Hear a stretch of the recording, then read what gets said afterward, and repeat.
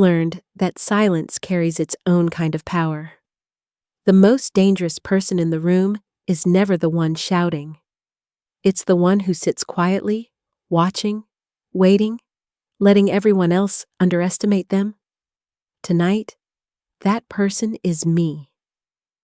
I smoothed the sleeve of my black silk dress as I stepped through the revolving doors of the University Club of New York on Fifth Avenue.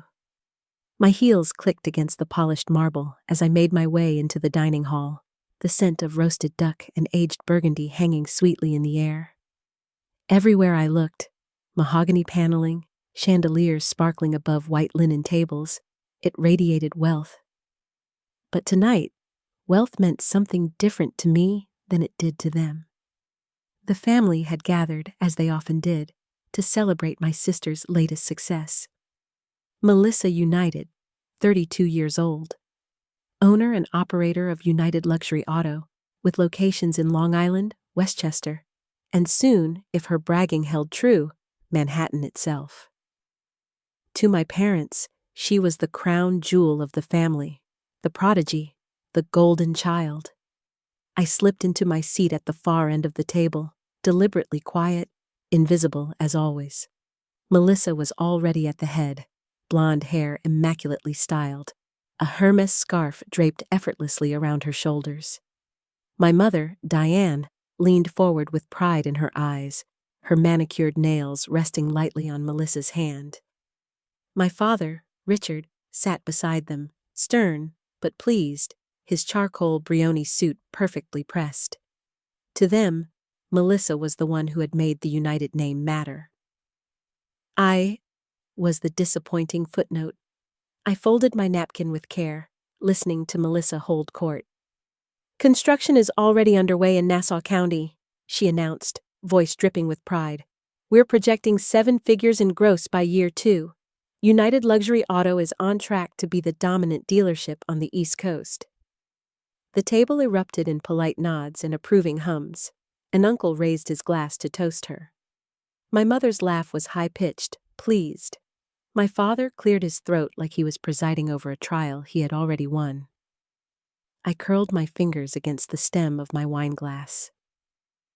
They didn't know. They had no idea the dealership they brag about daily now belongs to me. Before I tell you how my sister stole my college fund and humiliated me, don't forget to hit subscribe. Because trust me, you'll want to hear every detail of how it all turned around. Melissa's voice carried across the room again. "Daniel," she smirked, eyes flicking toward me. "I hope you finally found something better than that. What was it? Retail job? Last time it was Best Buy, wasn't it?" The chuckles came easily from our relatives, like they'd rehearsed my role as the family punchline. It wasn't anger I felt this time. Not really. More like a quiet satisfaction they couldn't interpret yet. I set down my glass carefully. "Something like that," I said evenly, letting the mystery sit there. Melissa waved it off, bored, already turning her attention back to expansion plans. My mother leaned in, whispering something to my father about driving through the Long Island lot this weekend to see Melissa's progress. My father nodded, his expression taut but proud. Neither asked me how I was. Neither noticed the new emerald Patek Philippe at my wrist, or the fact that my penthouse on 57th Street, just above Central Park South, was worth $8 million. I thought back to the years I had been their shadow. The dreamer who never delivered. The minimum wage failure. They clung to that narrative like it was gospel. They had no idea I now earned a $500,000 base salary just for chairing quarterly board meetings at one of my companies, United Capital Holdings, LLC. They'd never heard of it because I'd built my empire in silence. What I allowed them to see was theater, the quiet younger sibling who never dared climb out of the corner. Have you ever been underestimated so completely that people stop asking about your life altogether? What would you do if the very people who wrote you off suddenly realized they owed everything to you? A toast rose from the head of the table. My uncle held a crystal glass high. To Melissa, may the united name expand across Manhattan just as brightly as her ambition has carried it to Long Island. Glasses clashed, laughter swelled. Melissa leaned back, basking in the glow. I let the warmth of the wine coat my throat before setting it down. I could hear the faint hum of the jazz quartet in the corner, the silverware clinking rhythmically against porcelain plates, the muffled chatter of other diners outside our private room. Every detail sharpened. The air tasted electric, like the moment before a thunderstorm finally struck. Inside my own thoughts, a quiet mantra repeated itself. They still treat me like a failure, but the ground beneath their feet is about to crack. Melissa saw this night as another victory lap. My parents saw it as confirmation of everything they'd invested in. The irony almost made me smile. I was the only one who understood that this wasn't a celebration. It was a countdown, and the clock had nearly run out. I looked around the table, memorizing the faces that had only ever looked at me with quiet disappointment. They would remember tonight forever. They would remember me forever. I lifted my glass, but not to my sister, not to their illusion of success. I raised it to myself, silently, and let the smirk tug at my lips for just a heartbeat. Because this wasn't Melissa's story anymore. It was mine. But let me take you back to where this all started. When I look back at my childhood, the word that comes to mind isn't neglect, it's invisibility. Neglect implies absence. Invisibility means being present, standing in the same room, yet unseen by the very people who should know you best. Growing up in New Rochelle, about 30 minutes north of Manhattan, my family's house was a portrait of American aspiration. Red brick, manicured hedges, a driveway with gleaming cars that were always Melissa's. Mine was the used bicycle parked against the fence. To the world, we were a respectable family. Internally, it was clear. Melissa was the rising star. I was something to be tolerated. Melissa, 3 years older, excelled at everything that could be measured or photographed. Track ribbons lined her bedroom wall. Her SAT score was framed in our hallway like a work of art.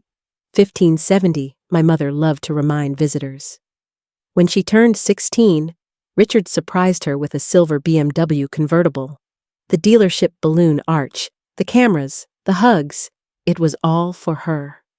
When I turned 16, I got Diane's old station wagon with carpet stains and a cracked dashboard, along with a warning.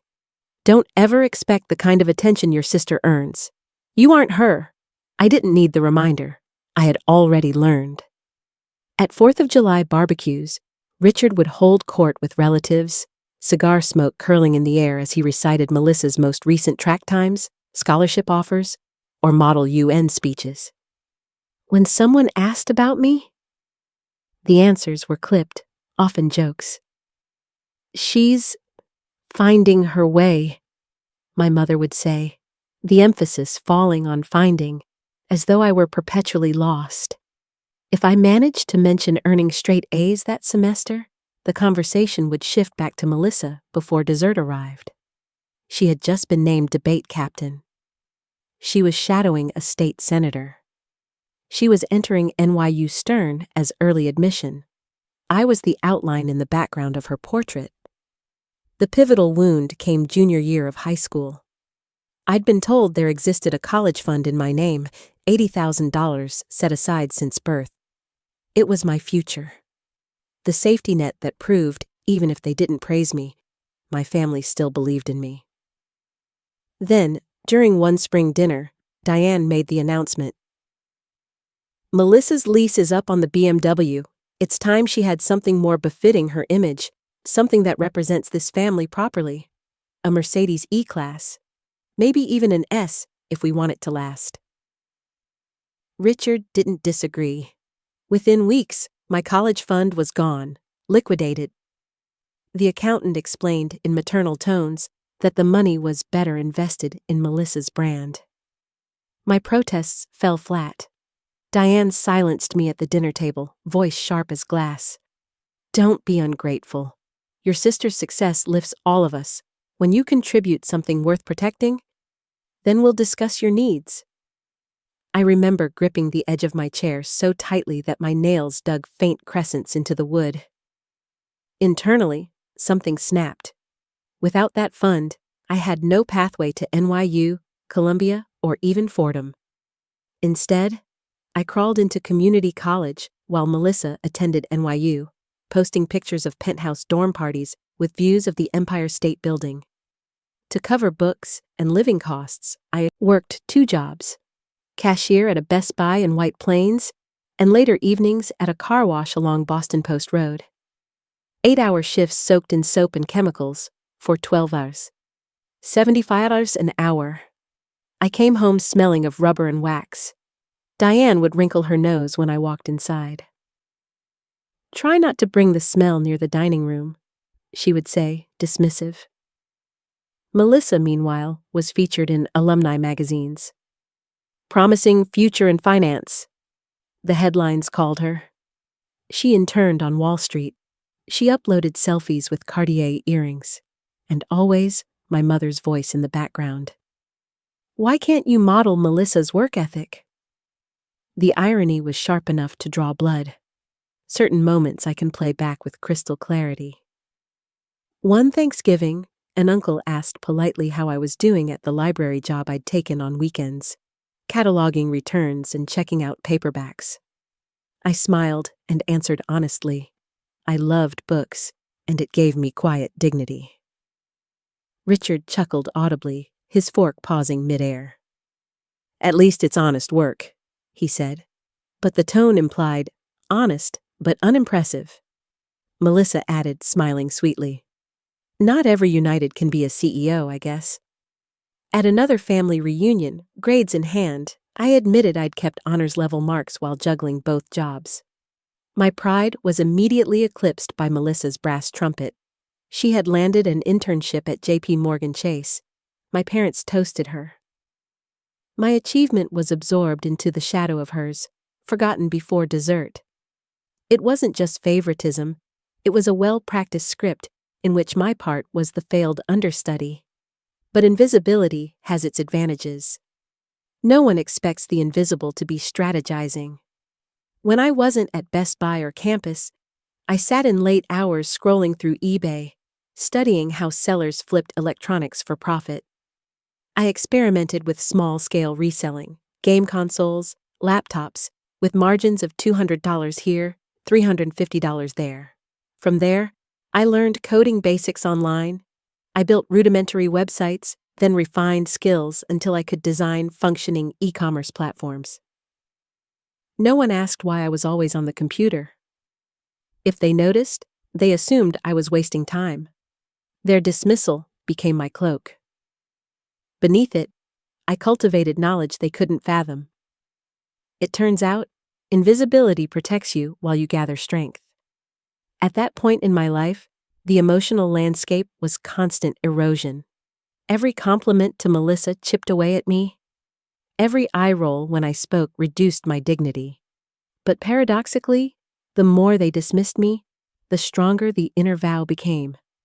I will never, ever let them define me. The insult of my stolen college fund hardened into fuel. Each car I washed, every sneer I endured embossed into memory like ledger entries.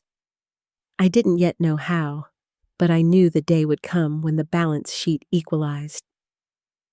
If you've ever been dismissed at your own family table, you know the sting. What would you do?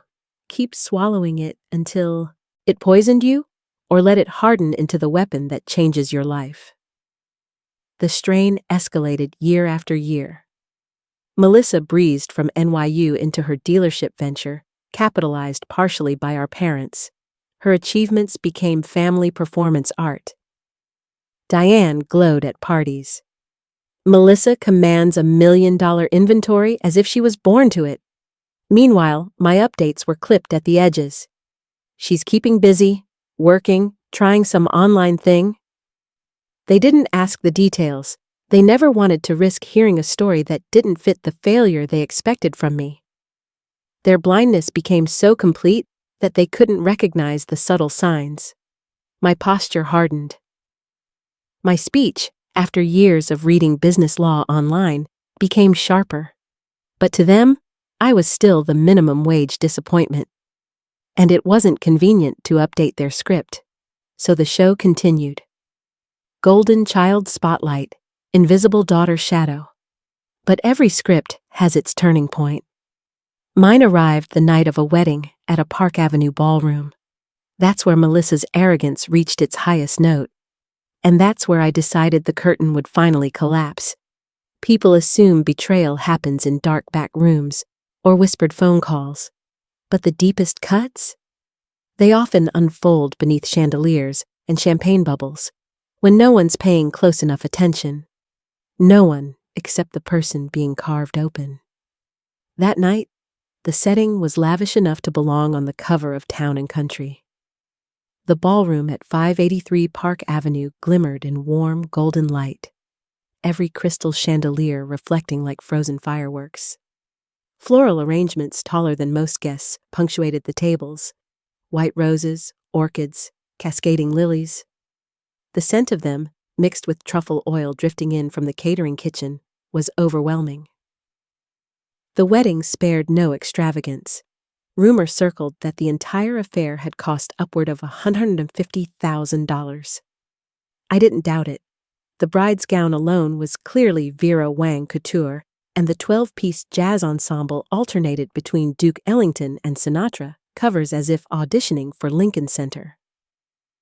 I had come prepared for cruelty. I didn't know what form it would take, but I knew my family well enough to recognize that no ivory tablecloth or Tiffany place card would soften their favorite sport, turning my presence into a punchline. Melissa floated through the room like royalty, arm linked with her fiancé, a hedge fund junior partner named Stephen, his Rolex flashing beneath the cuff of his Tom Ford tuxedo. Every laugh she released landed like a little reminder of her dominance. My parents orbited nearby, proud satellites basking in her glow. Me? They had placed me at the far edge of the hall, table 22, tucked beside the restrooms and busboy station. My place card nestled among second cousins and actual teenagers on their phones. I was 30 years old, but to them, still the family's failed experiment. The cousins barely glanced at me before diving back into Instagram. I didn't mind. In some ways, being ignored was more bearable than their smirks. I ran a hand along the silk napkin, grounding myself. The irony stung. My own donated college fund had indirectly financed Melissa's climb to the glitz paraded in this ballroom. $80,000. Enough to buy her first luxury car. Enough to bar me from the education I had once dreamed of. Now, here she was, flourishing like a queen. And here I was, anonymous, at least in their eyes. The toasts began. The best man raised his glass, recounting the groom's relentless ambition, punctuated by polite laughter. But it was Melissa's voice, cutting into the room next, that carved me open. "I just want to thank my amazing parents," she declared, glass raised high. "Without their sacrifices, and let's be honest, their money, I wouldn't have built United Luxury Auto into the dealership it is today." Applause echoed, clinking utensils against crystal.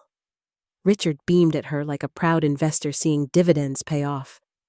Diane dabbed an imaginary tear with her linen napkin. Then Melissa's gaze slid, sharp, deliberate, across the ballroom to me. I felt it like a scalpel. "And of course," she added, with a laugh sugar-coated but laced with venom, "my little sister, always cheering from the sidelines. One day, maybe she'll even buy a car from me. Or at least wash the wheels for a discount." The table around me chuckled. My uncle leaned toward me, stage whispering, "So, How much do they pay these days at Best Buy? 15? Maybe 18 an hour? The laughter spread. Even some of the distant cousins joined in, looking up from their phones long enough to smirk knowingly. My mother didn't intervene. In fact, she fanned the flame, clucking good-naturedly. We're lucky Melissa keeps the family name moving forward. Everyone contributes in their own way, some big, some small. Small, that was the word used to define my existence. Something inside me shifted. Not a burst of anger.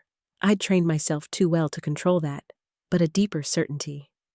Like a chess grandmaster who, after years of defense, recognizes the winning line emerge on the board. I sat straighter, folding my napkin with quiet precision. Not every United can be a CEO, Melissa teased again. But we'll always find a role for her. Maybe dealership greeter in Nassau County? The room roared at her timing. Silverware clinked against champagne flutes. Richard chuckled like a benevolent king humoring a jester's joke. I glanced down at my plate, untouched filet mignon cooling. Then slowly, deliberately, I lifted my gaze. I let my eyes sweep across the room, every face bathed in warm candlelight, every laugh echoing back as if rehearsed. And I thought, this is the last time. They didn't know the signatures already inked.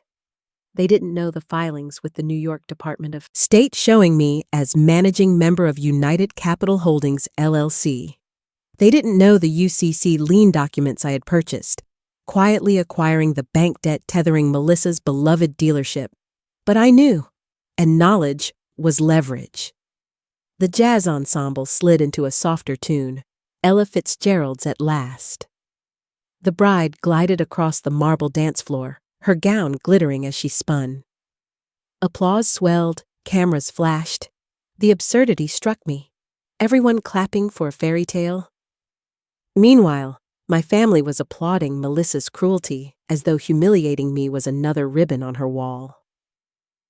My fingers tightened reflexively around the stem of my champagne glass. I studied the effervescent bubbles rising to the surface, crisp, golden against the crystal. The sound of laughter blurred into something distant. Every ounce of humiliation I had stored for years collected here, pooling in this ballroom. But instead of drowning, I felt a strange calm. Sometimes the deepest power is letting them believe they've won, until the thunderclap cuts through the song. Have you ever sat in silence, letting people laugh at you, all while knowing something they don't? Have you ever realized the sharpest revenge is not a shouted defense, but the patience to wait for the right stage? Later, after the couple's dance ended, I excused myself to the restroom corridor. I needed air, something beyond roses and ridicule, but fate wasn't done sharpening the blade. As I passed near the bar, I overheard Diane and Richard speaking to Stephen's parents. Our Melissa has such vision, Diane proclaimed proudly. She's a natural boss. Frankly, our younger daughter has always been quieter. She's never really had that drive, but she has a good heart. She works part-time somewhere, I think. The details don't much matter. The details didn't much matter. If I had been invisible before, now they had erased me entirely. I straightened my shoulders, pivoted back into the ballroom, and returned to my table. The evening stretched into toasts and dances, but none of it touched me. I was inward, locked into a single pulse. Resolve. This was the turning point. The humiliation crystallized into certainty. Never again would I permit them to script me as the small one, the invisible one, the afterthought. I would let them laugh one final time. Tonight marked the end of my silence. Because ownership papers don't perform in public, they wait quietly in safety deposit boxes until their moment arrives.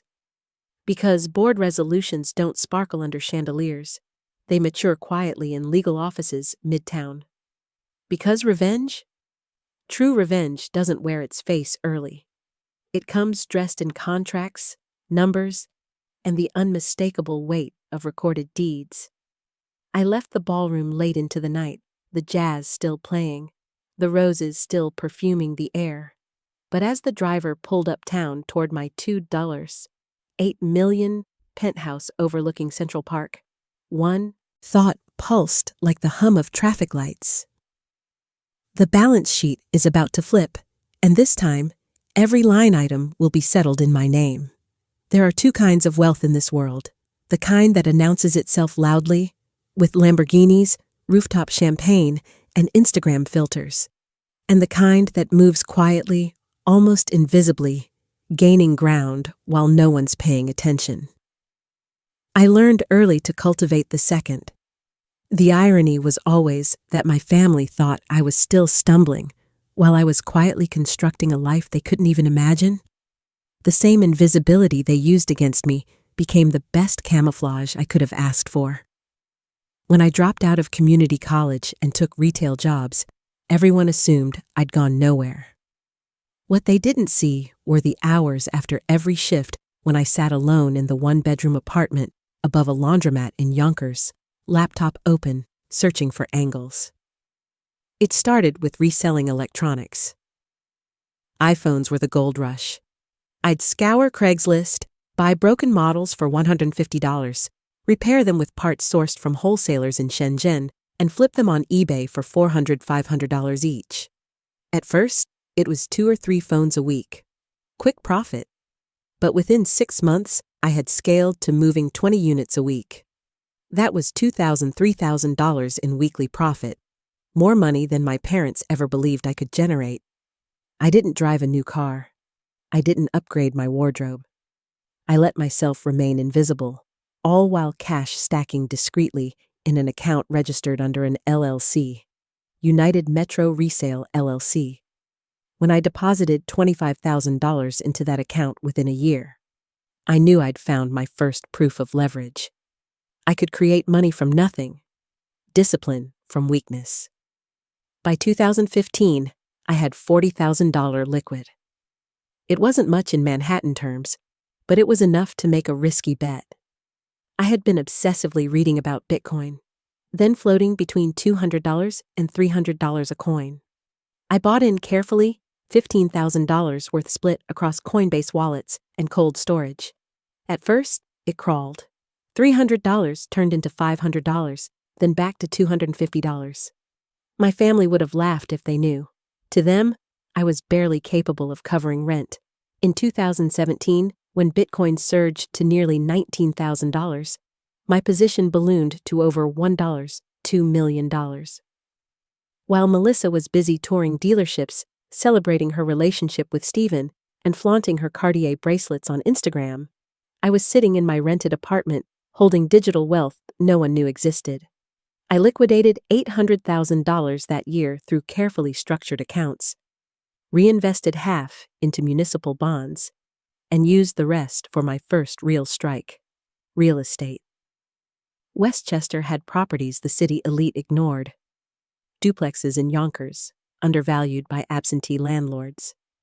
I found one, a brick duplex listed at $230,000. I acquired it in all cash through United Capital Holdings LLC, a company I registered quietly, using a Manhattan law firm's address to give it credibility. I renovated the property for $40,000, replacing kitchens, adding modern bathrooms. Within a year, its value jumped above $400,000. I sold it at $720,000 net. That singular deal multiplied my liquidity, legitimized my LLC, and made me realize something critical. Invisibility wasn't just survival, it was strategy. No one questioned me because no one cared. Their blindness to me meant no one noticed I had started taking meetings on Madison Avenue, dressed intentionally plain, signing contracts without fanfare. By 2018, I had carved $3 million across real estate, crypto liquidations, and reinvested profits. Instead of flaunting it, I doubled down. I launched Metro Parts online, an e-commerce platform selling aftermarket auto parts directly to consumers. It was almost poetic. The same industry Melissa mocked me with at that wedding would become the foundation of my power. I studied supply chains, negotiated directly with manufacturers in Taiwan and South Korea, and bypassed distributors. Margins were 45%, where dealerships often survived on 15%. I ran tightly optimized Google Ads campaigns, tracked conversions, and scaled revenue methodically. By 2019, Metro Parts Online was pulling $8 million annually in net profit. The irony? Melissa could have noticed. She could have seen her dealerships decline in aftermarket part sales. She never asked why. She just assumed the market was soft. It wasn't soft. It was me. COVID-19 changed the world. Dealerships across the East Coast bled cash during lockdowns. Melissa complained to family about corporate greed and government restrictions. Me? I saw an opening.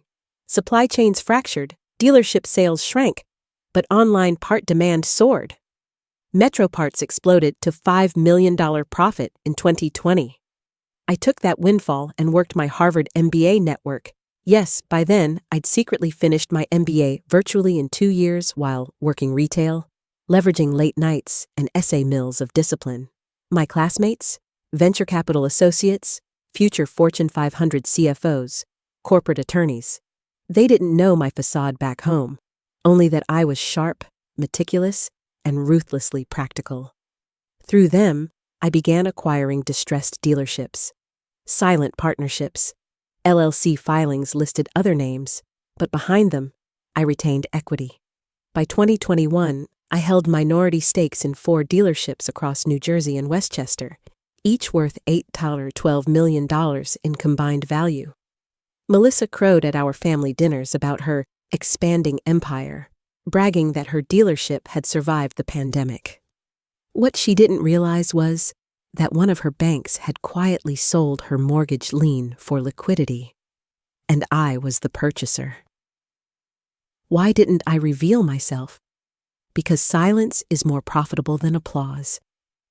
If my parents had known, they would have demanded involvement, would have insisted I share resources with Melissa. If Melissa had known, she would have waged open war, poisoning my deals with connections. So, I wore the mask. I drove the same 10-year-old Toyota Corolla. I kept renting modest apartments, the laundromat, then a 1-bedroom walk-up, eventually a slightly upgraded condo near Riverdale. I rotated 3 neutral suits for visible meetings and nothing more. The invisibility I once hated had become my greatest shield. What stunned me wasn't my discipline, it was their blindness. When I purchased a $5 million duplex across from the Cloisters Museum in cash, my parents assumed I had stumbled into inheritances. They didn't even ask. When I began traveling quarterly to Singapore and Zurich for conferences, they joked I was collecting frequent flyer miles from retail discounts. Never mind that I sat across from hedge fund VPs negotiating cross-border tax structures. When I hosted an office gathering in Midtown for my staff of 25, they assumed I was working admin for someone else. They didn't bother verifying that the lease on 520 Madison Avenue listed United Capital Holdings LLC as primary tenant. They simply didn't see me, and I stopped expecting them to. By 2022, my portfolio had mushroomed beyond even my expectations. Assets under management, $47 million. Annual income, $10 million conservatively. My team, 3 in-house attorneys, 7 analysts, full back-office support. What did I do with it? I positioned. Every decision was framed by one thought. One day, the truth will matter. I consolidated dealership stakes, restructured Metro Parts into a holding under United Capital, reinvested in East Coast distribution warehouses. And most importantly, I arranged the quiet takeover of United Luxury Autos mortgage lien. Melissa had been expanding recklessly, pouring millions into showrooms to impress Stephen's hedge fund crowd. She over-leveraged. She refinanced twice. And when her bank wanted liquidity, I was standing by.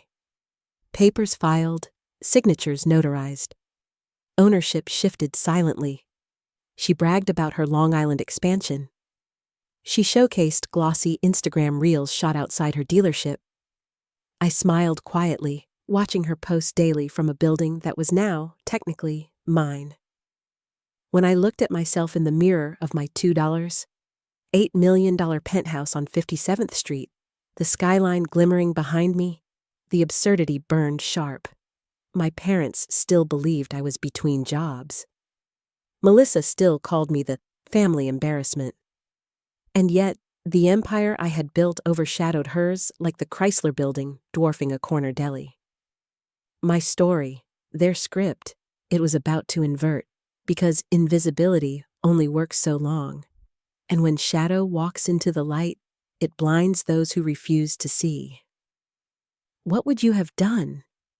Would you confront them early, demanding recognition, or wait, stack every ounce of power, and let the hammer fall when it was undeniable? Every family line, every insult in that Yonkers kitchen, small contributions, lack of drive, never Melissa, they were all compounded interest. And in business, compounded interest matures into something unstoppable. Soon, my silence would end. Soon, their golden child would realize she'd been standing on foundations I had already bought. They thought family humiliation was entertaining. They thought I was their weakest link. What they didn't know was that the empire they praised her for was already mortgaged to me. And the storm was finally ready to break. There's a particular kind of silence that falls over a room when people realize the story they've told themselves for years is about to unravel. It's not immediate. First comes laughter, the awkward, dismissive kind. Then comes the shuffling of chairs, the hushed whispers, the desperate scramble for rationalizations.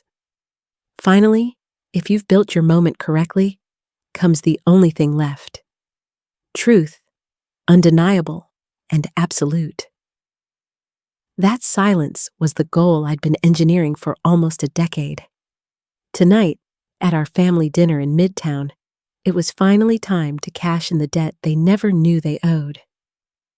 The dinner was held at Del Posto, an Italian fine dining landmark in Manhattan, not far from the meatpacking district. Melissa had orchestrated it, of course. A family celebration, she called it. Another stage to broadcast her greatness.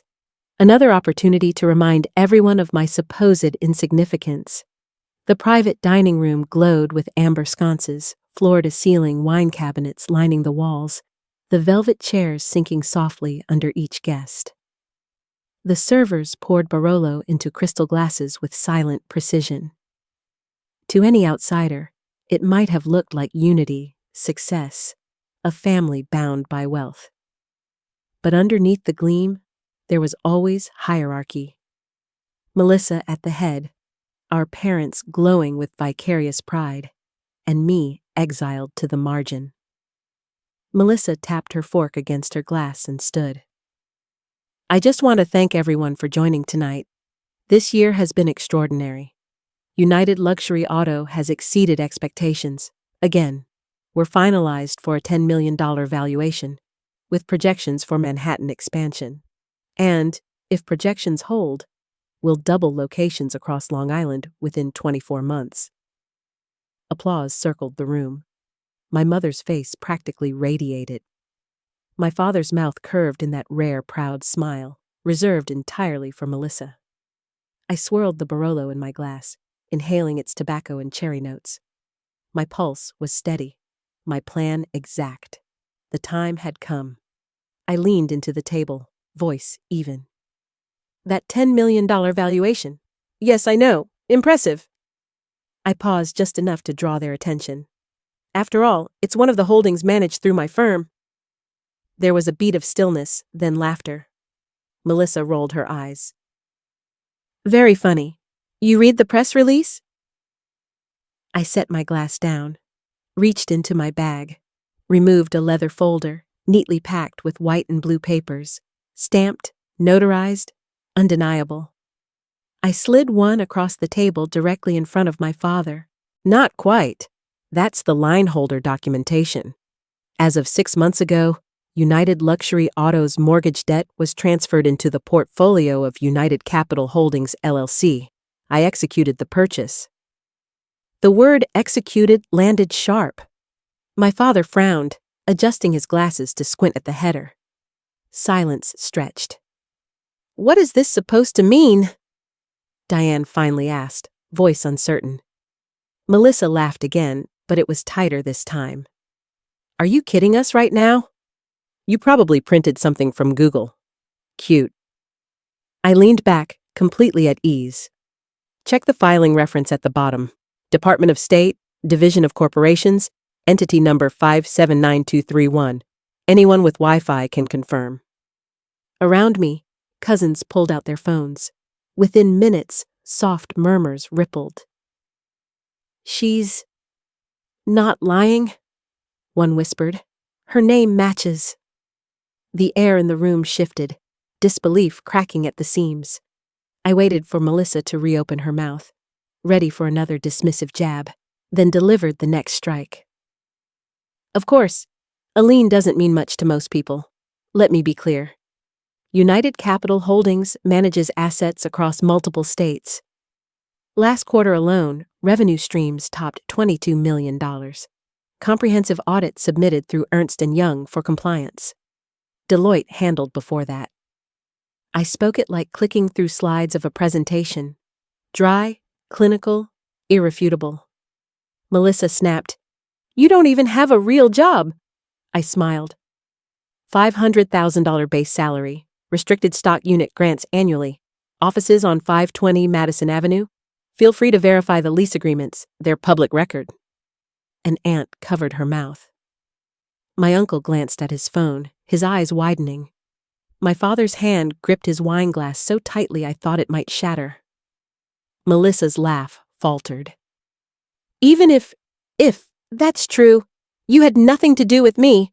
You've been sitting in retail jobs for years. Everyone knows that." I tilted my head, calm. "Yes, everyone knows what I allowed them to know.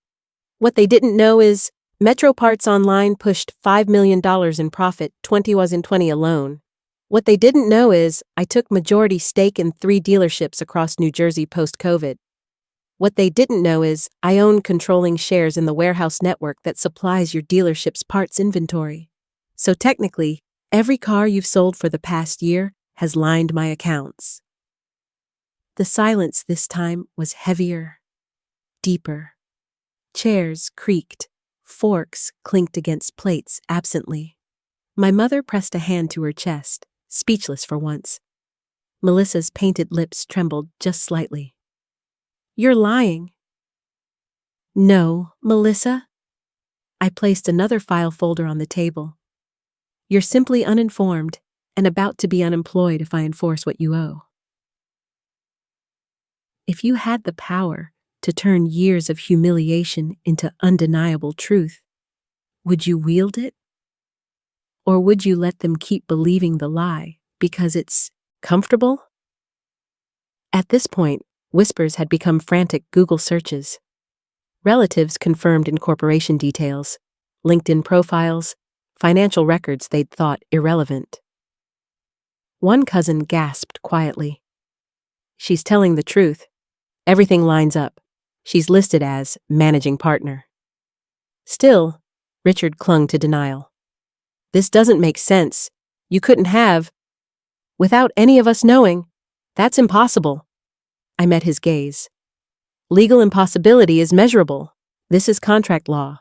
UCC filings, debt assignments, wholly valid under New York State Business Corporation law. You'd have known, Father, if you had ever once asked me what I was doing, but you never did." Melissa opened her mouth, but no words came. I placed my phone on the table, clicking open an email draft. "This," I said evenly, "is a prepared notice of enforcement appointing my Chief Operating Officer interim president of United Luxury Auto pending foreclosure proceedings. If I hit send, your name clears off the signage within weeks. I own the floor beneath your empire, Melissa. And you forgot to check your foundation." She blanched, murmuring, "That's... You wouldn't..." My smile was calm, quiet. "I already did." The revelations rolled forward in ascending sharpness. That the penthouse Melissa had once ridiculed me for never affording was not rented modestly uptown, but wholly purchased. 2. $8 million in deed filings under my name. That my corporate accounts held liquidity equivalent to buying her dealership 10 times over. That her fiancé Steven's hedge fund had once rejected investing in Metro Parts Online. Ironically, the very company he now bought auto parts from monthly through wholesale channels. Each revelation was a knife pulled sharper, designed to reverse years of humiliation, point for point. Disbelief turned to fear. Diane's face oscillated between flushed red and pale white. "Why didn't you say anything?" she demanded, almost pleading. I folded my hands calmly. "Because every time I opened my mouth, you dismissed me. Because I learned silence earns more than half-hearted applause. And because revenge, like capital, accrues interest." Richard said nothing. He stared down at the document still in his hand, glasses slipped low on his nose. He looked 20 years older in the dim light of the sconces. The cousins, the aunts, the uncles. Suddenly they remembered conversations where they'd parroted Melissa's mockery back at me. Now those same voices stumbled into silence, afraid to speak the wrong word. Melissa herself oscillated between outrage and horror. "You can't just take this from me," I replied, calm as always. "You already gave it to me the day you spent my college fund. Consider this the repayment, with compound interest." At last, the silence I had engineered finally fell. Lingering, undeniable, absolute. This wasn't the silence of being ignored anymore. It was the silence of realization. They finally saw me.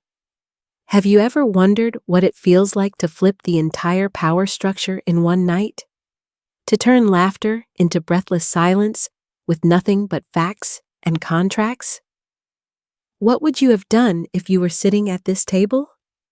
Melissa's facade cracked entirely, mascara threatening to streak, hand white-knuckled around her champagne glass. Diane sat frozen in mortified stillness.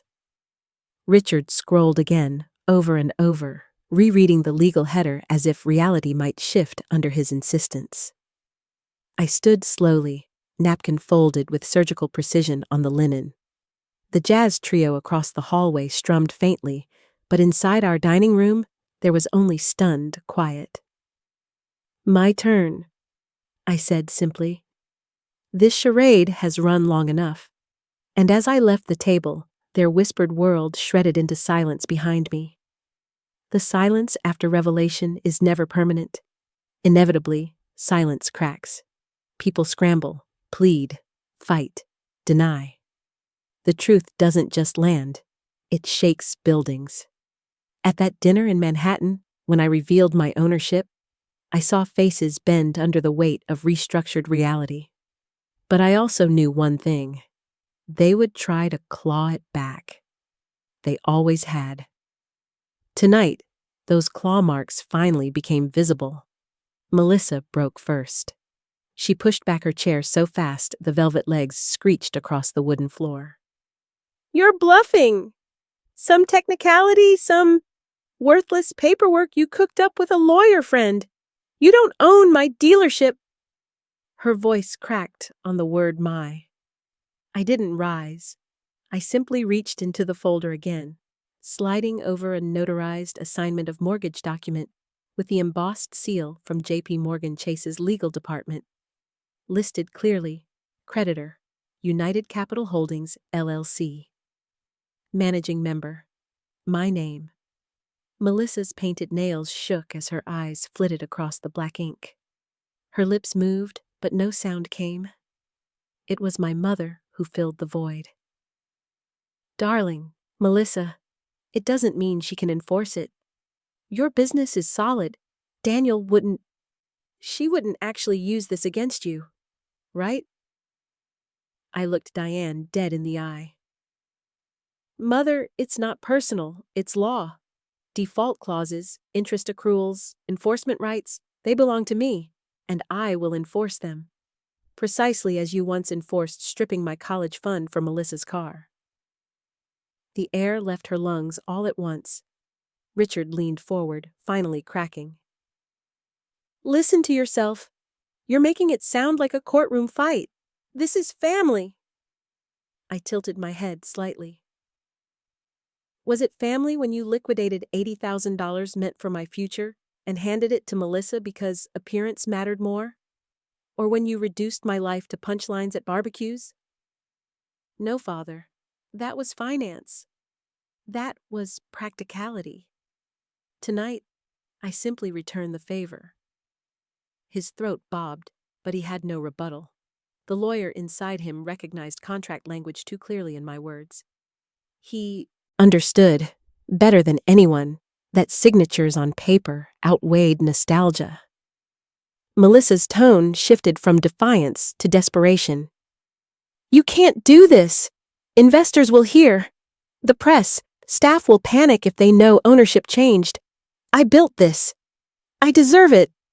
Please, we'll work something out. I'll give you a share. 10%, even 20%. Just not all. I sipped my Barolo, savoring the quiet power. Melissa, I already own it all. The asset is collateral under my lien purchase. You don't negotiate with an owner. You answer to them. Her nails dug crescents into the linen tablecloth. Around us, extended relatives shifted uncomfortably. Whispers buzzed. An aunt muttered to her husband. She really owns it? A cousin pulled up Google filings under the table. It's true. Entity number matches. The ripple began crawling beyond the room itself. Phones lit as relatives texted friends. Melissa just lost United Luxury to her sister. Word travels fast in family networks, and within hours, it would travel even faster across social and professional circles. By midnight, whispers turned into questions. Melissa's closest friends began pulling her aside, wide-eyed. Is it true? Her fiancé Stephen scrolled frantically through his Bloomberg terminal app on his phone, his jaw tightening with each verification. This makes no sense, he hissed at her. How did you not know your own mortgage was reassigned? Melissa stammered. They said it was restructured. I never thought. He cut her off. You didn't read your own covenants? Do you even realize what this does to my reputation? To ours? I can't be tied to incompetence. It was brutal in its efficiency. Stephen distanced himself before dessert plates cleared. Melissa's lips trembled from shock, but I felt no sympathy. I remembered too clearly every wedding toast, every smirk, every mocking reference to greeter at the dealership. By morning, my relatives began reaching out in droves. My phone buzzed nonstop.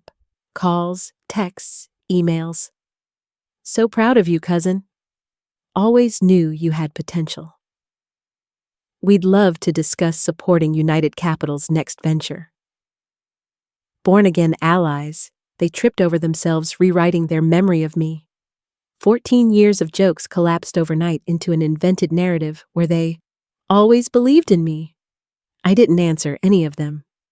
Professionally, the consequences traveled even faster. Suppliers, upon hearing of Melissa's shaken control, immediately pivoted toward aligning contracts under me directly.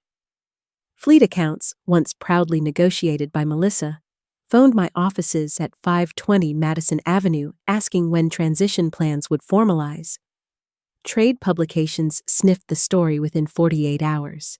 Phrases like surprising acquisition, secret investor revealed as controlling interest, and United Luxury Auto, effectively under new management, made their way through industry blogs. Melissa's name, once synonymous with fresh ambition, now attached itself to naive mismanagement.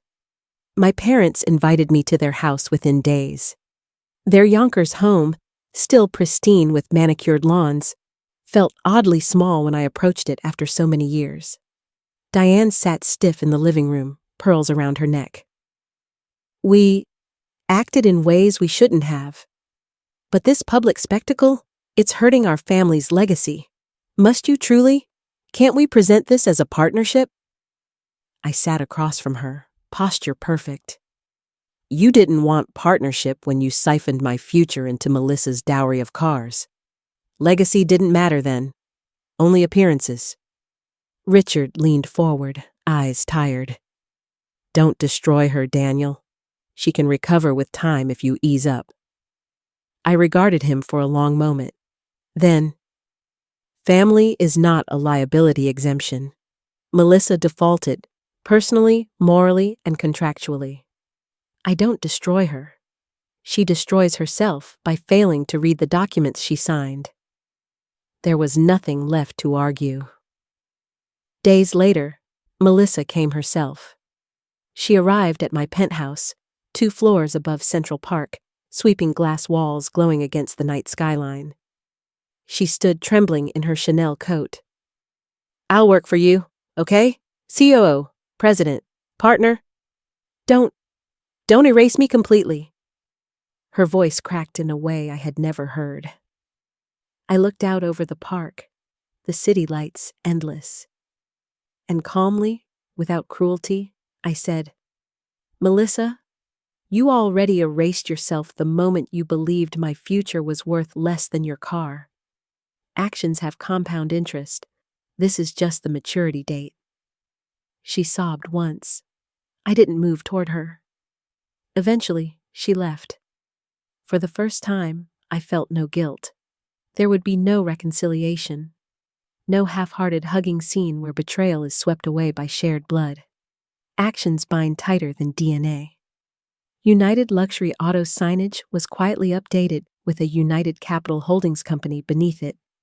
Employees reported to my COO. Dividend checks now flowed into my wholly owned accounts. Melissa's name vanished from the industry press, and I didn't stop it. I let consequences stand where they fell. Friends of the family, once sycophants of Melissa, began orbiting me instead. Dinner invitations arrived in Upper East Side envelopes. Older relatives now asked awkwardly, So, what's your advice on structuring trusts? You seem to have everything figured out. I smiled politely, let them talk. But I didn't give away my playbook again. Learning to speak only through results was the tuition I had paid. If your family begged for reconciliation only after your success was undeniable, would you accept them back? Or would you let distance stand, the way they once let invisibility define you? In every business cycle, there's a correction. Inflated narratives collapse, over-leveraged assets liquidate, bubbles burst. Melissa's arrogance had been a bubble. My parents' favoritism, a leveraged bet. My invisibility, an undervalued stock. Correction had come. That night at Del Posto, my revelations were the tremor. Over the next weeks, the aftershocks cracked the foundation of their entire social ecosystem. Melissa's prestige deflated into humiliation. Richard and Diane's legacy fractured into whispered regret. Extended relatives pivoted with whiplash into my orbit. As for me, I didn't gloat. I simply enforced. Because family or not, consequences compound the same way investments do.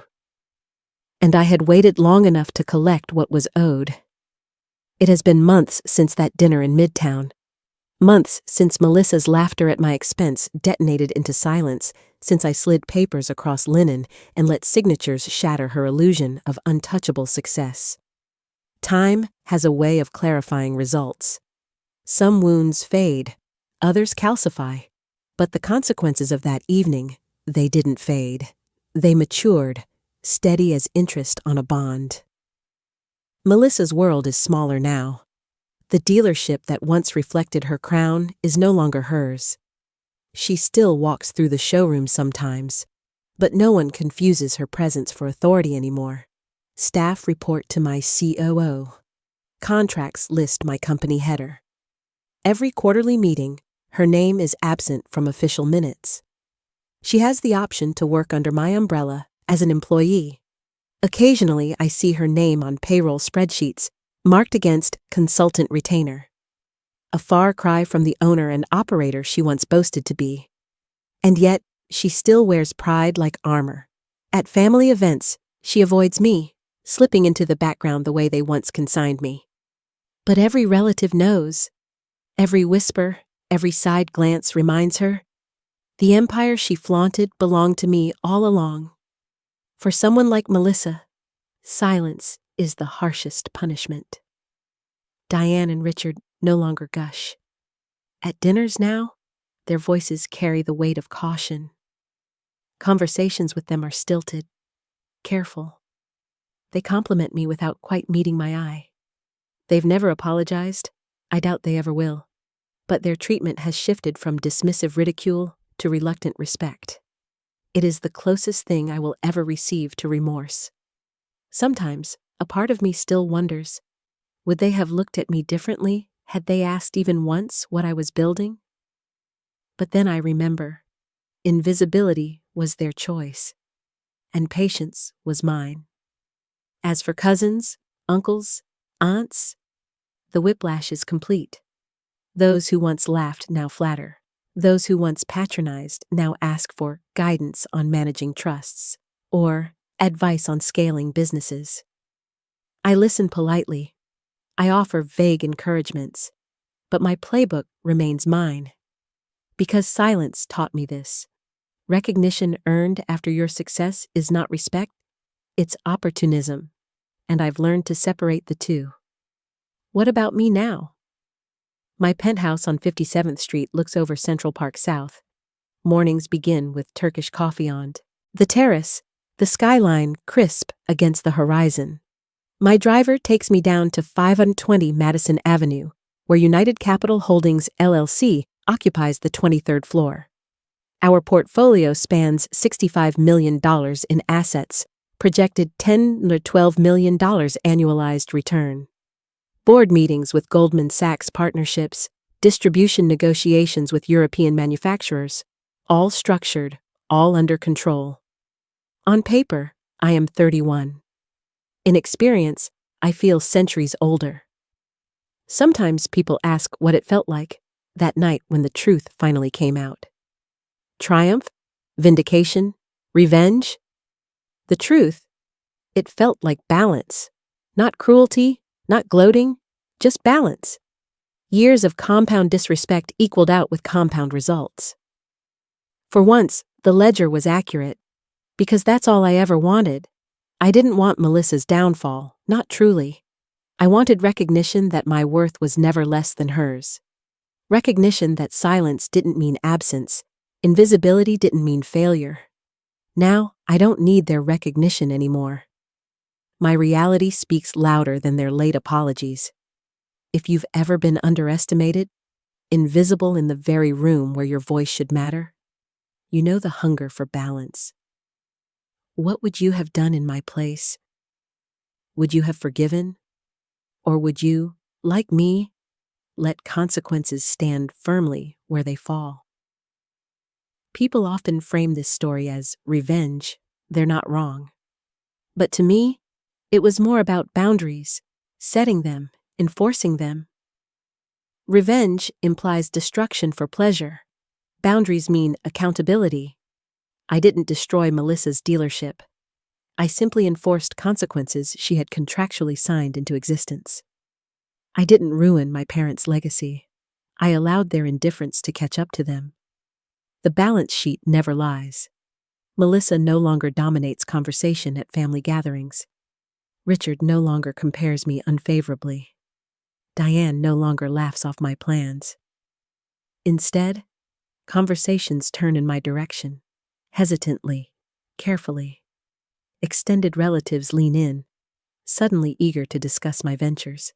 But the old me, The invisible one still lingers in memory, and so I keep my distance, because respect purchased only after truth is unveiled never feels real.